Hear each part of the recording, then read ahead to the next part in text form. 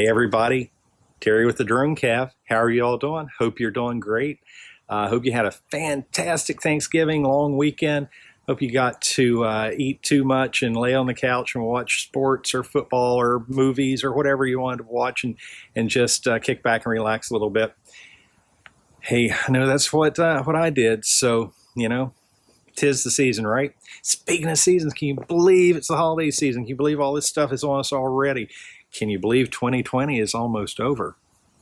Here's to a better 2021, but it's not, you know, horrible thing. I mean, we're here. We're getting through the day. I've got a beautiful day here in Central Florida. It's a little chilly. I mean, you know, tiny violin me, you know, it's like in the 40s and 50s here. But, you know, for us, hey, you know, and I'm a big baby when it comes to cold. So, you know, there you have it. So if you guys are getting snow or even colder up where you are, hey, you know, I'm thinking of you. But beautiful day, blue skies, no wind, perfect day to be out flying drones. But we're going to talk about more small camera stuff. Now, if you've been watching the past few episodes, you know that's where we've been headed. We've been talking about handheld stuff, handheld gimbals, some software, different ways to not spend a fortune, but get out there right now and start shooting your movie, okay? So, still, send me your submissions, 1 minute to 3 minutes. Just tell a quick little story. Again, doesn't have to have a bunch of dialogue, doesn't need any dialogue. I mean, you know, it can. It's you. It's your story. It's your creation. So just whatever is in your story, send it over because I'm going to feature those on upcoming episodes of the Dronecav. I want to talk to you on the Dronecav. Get a little exposure. Get your work out there. Share your ideas. We can all learn from this. Plus, show off a little bit. Nothing wrong with that. You've created something cool. So let's get it out there. Let's get some eyes on it. I want to see it. I love seeing this stuff that comes from the community because you guys are amazing. I mean, it doesn't matter if you're a great writer, a great cinematographer, or photographer, or storyteller. I mean, you've got something there. Show it off. And here we are. You're going to be on the Dronecav. So send me your submissions in. We're going to try and get these wrapped up about the end of the year so we can go into this in January and start showing off some things. That's the plan. Send me stuff. So, a couple things to talk about today.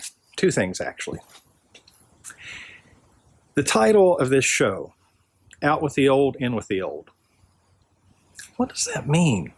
Kind of cryptic, kind of weird. It doesn't make sense. It actually does. And this kind of comes up because right now, the holiday season, we're getting bombarded to buy all the new stuff, right? You're seeing ads for new cameras or new gadgets and, you know, new phones, new computer, all this new stuff has come out.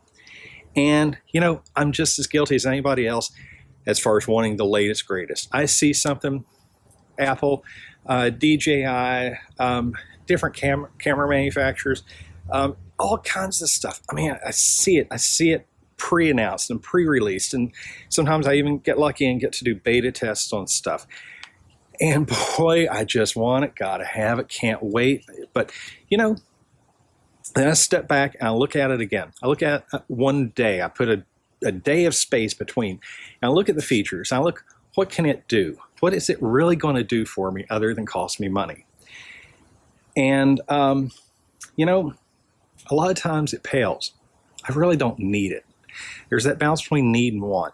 Again, we're talking about not spending a big fortune on blowing your budget, going out and getting the latest thing. Because you know what?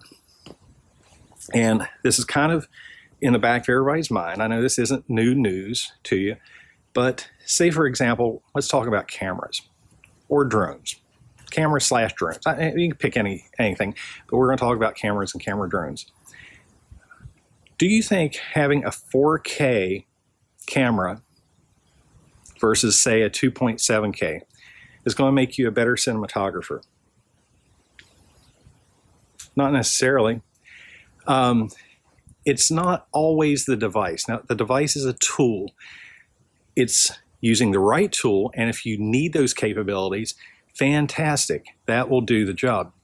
But it's not going to automatically make you better.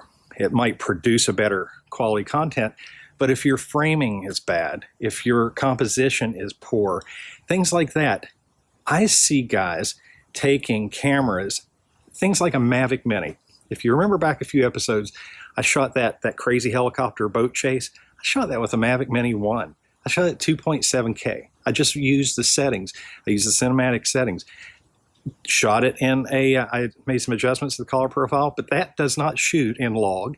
It does not shoot in dcine.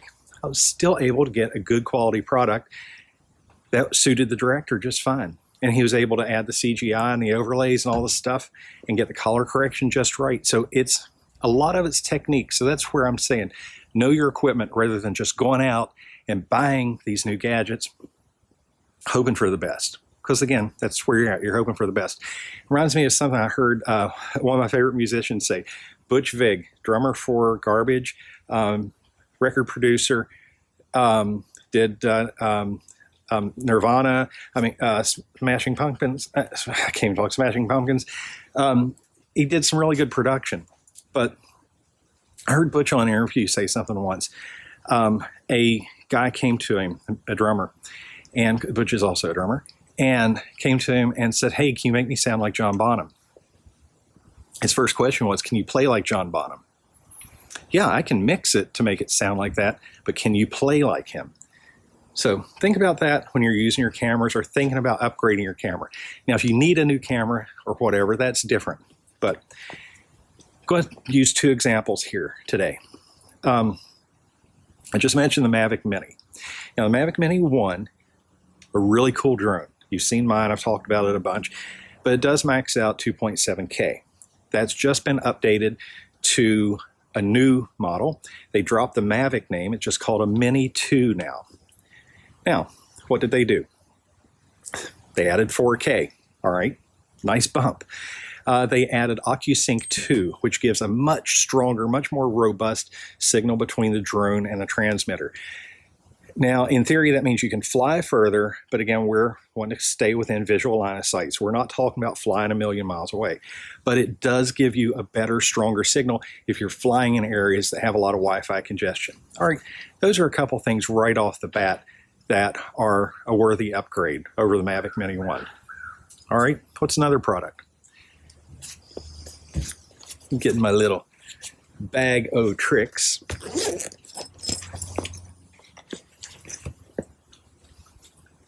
You've heard me talk about this dude. This is an Osmo Pocket. Little handheld camera. This is the original Osmo Pocket. I've had this a couple years.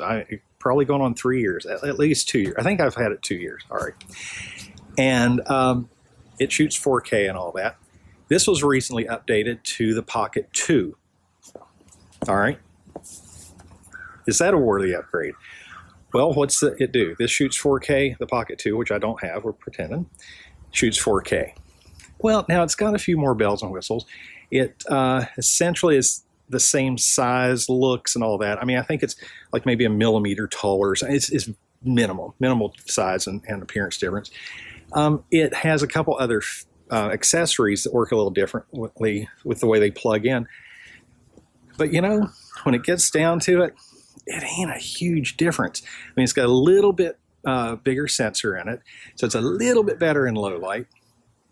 Has a little wider FOV, field of view.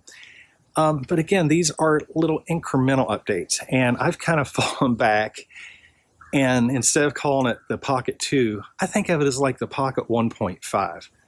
To me, it's not a full generation upgrade. To me, it was a few added features that would have been nice for this guy, and a couple things that are hardware that can't really be pushed out in a firmware update. But, you know, it still fits in your pocket the same way. It still has the little connector to pop on there so you can connect it to your phone. You know, is it worth spending another few $100?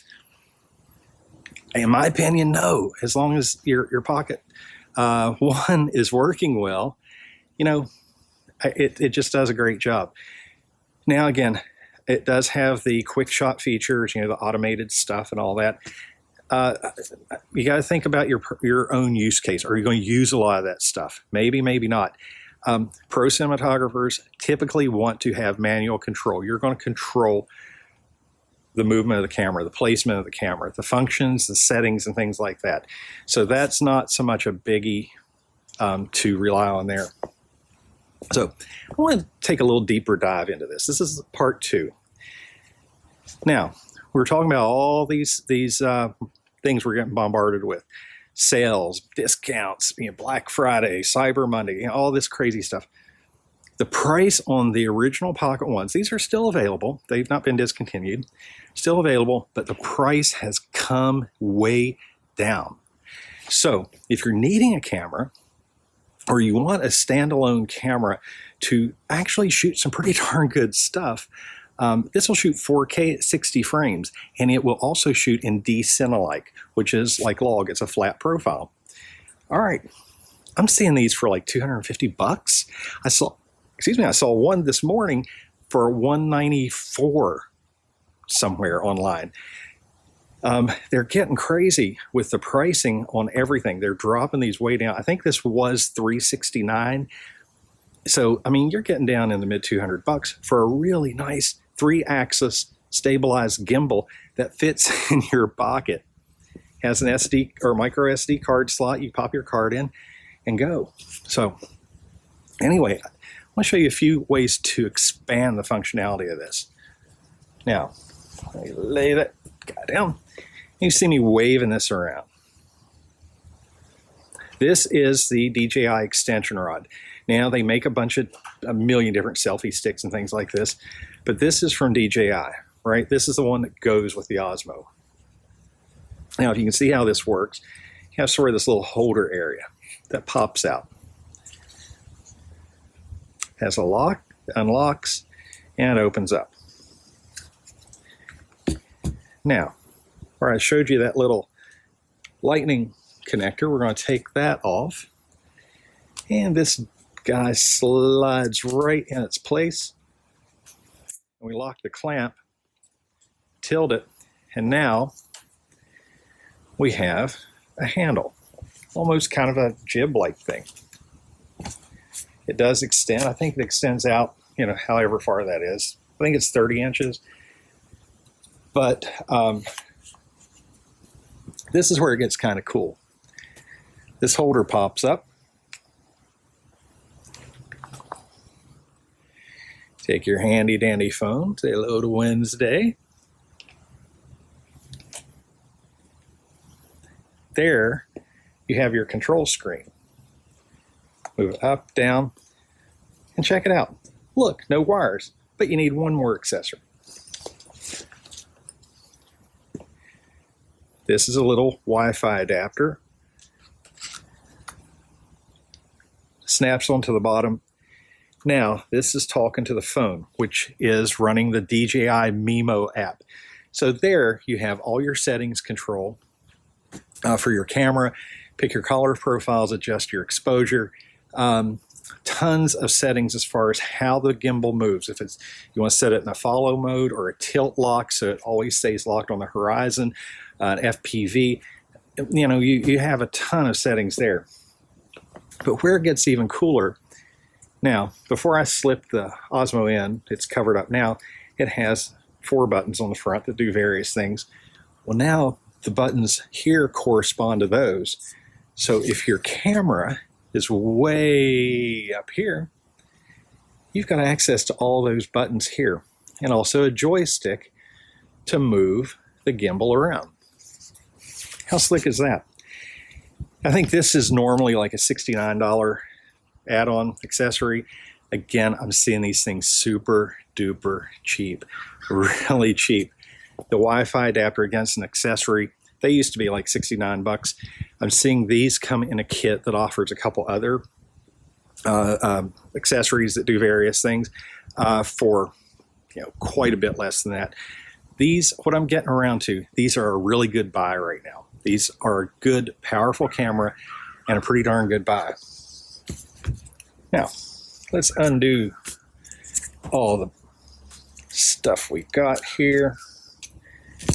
What if you don't need the extension rod, or you're just looking for something a little more basic? And this is called the Osmo Pocket, right? It should be pocketable. This is a cool accessory. It's like 15 bucks on Amazon. It is a clamp, and it has this little GoPro type mount.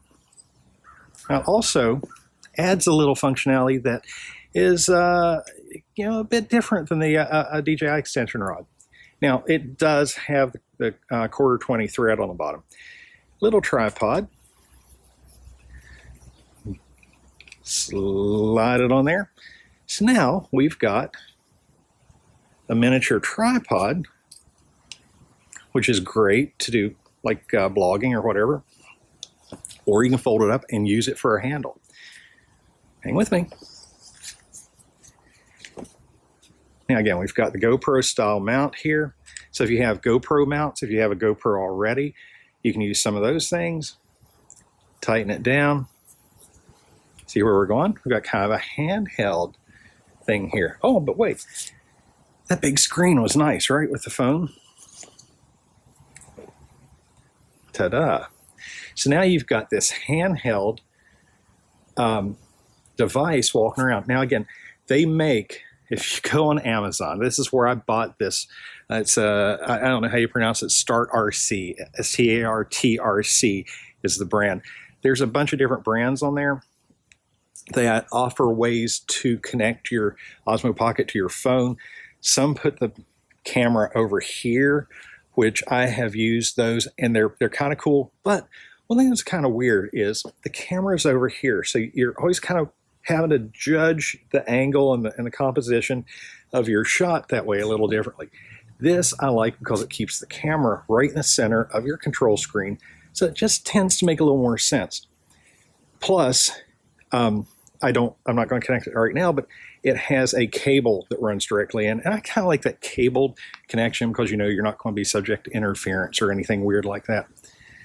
So again, a really cool setup. I think this was like 15 or 17 bucks. Again, not a lot of money. Last thing. Oh boy, I love these. You know what this is? You know what this is? Think about it. Take a second. It's one of my favorite things. I love these. But I can't get the darn box open. It's childproof. Some ND filters. I love me some ND filters. So I have a set here of NDs from 8 to 64.